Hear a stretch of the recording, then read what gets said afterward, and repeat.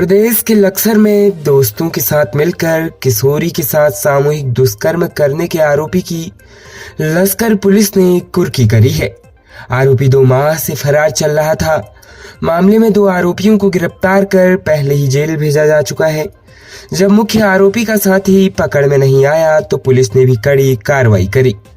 लक्सर कोतवाली के प्रभारी निरीक्षक राजीव रौथान ने बताया कि कोतवाली क्षेत्र के एक गांव निवासी व्यक्ति ने 29 मई को पुलिस को तहरीर देकर बताया था कि मंगलौर कोतवाली क्षेत्र के भगवानपुर चंदनपुर गांव निवासी आस मोहम्मद उर्फ आसू अपने दोस्त कुलबीर उर्फ बीर तथा असलम के साथ मिलकर उसकी पुत्री को बहला फुसला कर अपने साथ ले गए।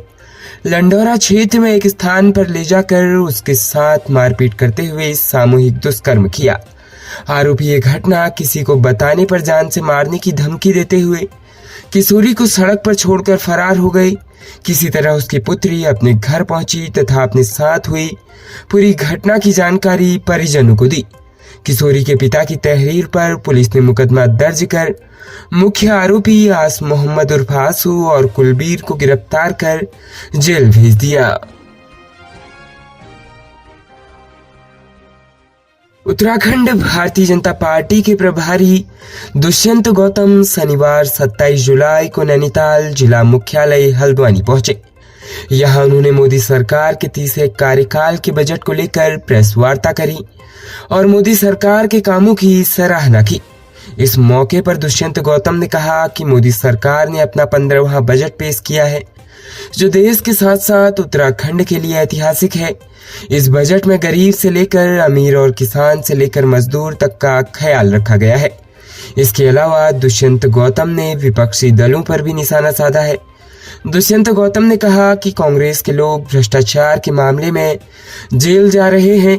राहुल गांधी और सोनिया गांधी इन दिनों भ्रष्टाचार के मामले में जमानत पर हैं। कांग्रेस के लोग झूठ बोलने की राजनीति कर रहे हैं। उन्होंने कहा कि इस बजट में किसानों के लिए विशेष ध्यान रखा गया है। साथ ही देश पहली बार रक्षा के क्षेत्र में निर्यात भी कर रहा है। अभी तक देश रक्षा के क्षेत्र में दूसरे देशों पर निर्भर था, लेकिन पहली बार ऐसा हुआ है कि भारत अब दूसरे देशों को हथियार सप्लाई कर रहा है। उन्होंने उत्तराखंड की धामी सरकार की भी जमकर सराहना करी। दुष्यंत गौतम ने कहा कि प्रदेश की धामी सरकार बेहतर कार्य कर रही है और इस बजट में मोदी सरकार ने उत्तराखंड का विशेष ख्याल रखा है क्योंकि प्रधानमंत्री नरेंद्र मोदी का उत्तराखंड से काफी लगाव है और इस बजट में विकसित उत्तराखंड को लेकर बजट का प्रावधान रखा गया है। उत्तराखंड के मंगलौर और बद्रीनाथ उपचुनाव में भारतीय जनता पार्टी को मिली हार पर भी दुष्यंत गौतम ने जवाब दिया है। दुष्यंत गौतम ने कहा कि इन सीटों पर बीजेपी क्यों हारी, इसका मंथन किया जाएगा। साथ ही उन्होंने ये भी कहा कि बद्रीनाथ कभी भी भारतीय जनता पार्टी की सीट नहीं रही है, जबकि मंगलौर सीट पर उनका प्रत्याशी मामूली वोटों से हारा है।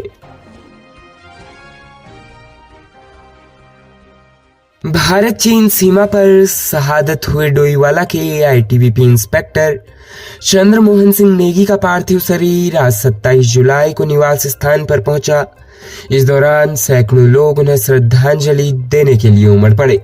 इंस्पेक्टर चंद्रमोहन इन दिनों हिमाचल प्रदेश के रिकांग पीओ में स्पीति घाटी लाहौल में भारत पोस्ट पर तैनात थे। मूल रूप से चंद्रमोहन तल्ली कांडई पौड़ी गढ़वाल के रहने वाले हैं, जबकि पिछले 20 वर्ष से डोईवाला रह रहे थे। 25 जुलाई को हिमाचल प्रदेश में भारत चीन सीमा पर करग्युपा नाले को पार करने के लिए अस्थायी पुल बनाते समय उत्तराखंड निवासी आईटीबीपी इंस्पेक्टर चंद्रमोहन सिंह नेगी पैर फिसलने से नाले में बह गए थे। आईटीबीपी के जवानों ने तुरंत चंद्रमोहन सिंह को रेस्क्यू किया और आर्मी अस्पताल लेकर गए, जहां इलाज के दौरान उनका निधन हो गया। शुक्रवार को जवान के निधन की सूचना उनके परिजनों को दी गई। आज शनिवार को चंद्रमोहन सिंह नेगी का पार्थिव शरीर जॉलीग्रांट एयरपोर्ट लाया गया, जहां से पार्थिव शरीर को उनके निवास स्थान डोईवाला के दुर्गा चौक लाया गया, जहां सैनिक कल्याण मंत्री गणेश जोशी, विधायक बृजभूषण गैरोला और सैकड़ों लोगों ने उन्हें श्रद्धांजलि दी। इस दौरान सैनिक कल्याण मंत्री ने कहा कि इस दुख की घड़ी में देश उत्तराखंड सरकार उनके परिवार के साथ है। जो भी सरकार की ओर से शहीदों के लिए घोषणा है वह पूर्ण करी जाएगी। राज्य उत्तराखंड के हल्द्वानी में नैनीताल जिला मुख्यालय बनभूलपुरा थाना क्षेत्र में 3 तलाक का मामला सामने आया है। पुलिस ने पीड़िता की तहरीर पर मुकदमा दर्ज कर लिया है। पीड़िता का आरोप है कि उसकी शादी बिजनौर में सलीम से हुई थी। शादी के बाद उसने बेटी को जन्म दिया तो ससुराल वालों ने उसे 5 लाख रुपए मांगे। रुपए नहीं मिले तो पति ने उसे घर से निकाल दिया। हालांकि बाद में रिश्तेदारों ने समझौता करा दिया, जिसके बाद वो वापस अपने ससुराल आ गई। लेकिन जब 2 बार भी उसको बेटी हुई तो पति ने 3 तलाक बोलकर उसे घर से बेदखल कर दिया। राज्य उत्तराखंड के सीमांत जनपद पिथौरागढ़ में एसएसबी टीम ने भारत नेपाल अंतर्राष्ट्रीय सीमा झूला पुल पर चेकिंग के दौरान एक नेपाली युवक को रुपयों के साथ गिरफ्तार किया है। नेपाली युवक के पास 22,45,000 रुपए मिले। वहीं पुलिस ने बरामद रुपए के मामले में खुलासा किया है। बताया जा रहा है कि नेपाली युवक धारचूला के एसबीआई की मुआनी शाखा की खिड़की तोड़कर रुपए चुरा कर नेपाल भागने की फिराक में था।